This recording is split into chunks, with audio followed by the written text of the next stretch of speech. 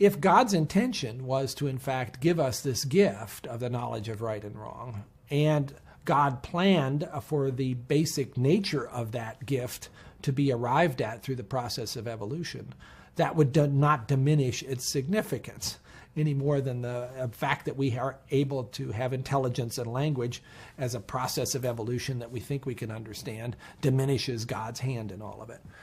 But I do think the moral law stands out for me, as somebody who studies evolution every day, as a pretty interesting phenomenon that is not fully explained by what we currently understand. Again, one has to realize that evolution doesn't really care about much of anything except reproductive fitness. That's what counts. And we also have to recognize that, in general, evolution operates on the individual. It's whether that individual can have more children than somebody else that has driven this process down through time. The moral law has interesting callings upon us at times, calls us to do things that sometimes we really don't want to do. And the place that I think is particularly interesting is this whole concept of altruism, this calling that we have to be unselfish, when oftentimes we feel like we want to be selfish.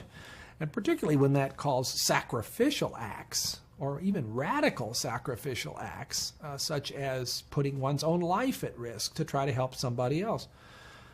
I love the story of a fellow named Dirk Willems, who in the 16th century was imprisoned for his faith, managed to escape from the tower, running across the frozen landscape, was pursued by a guard.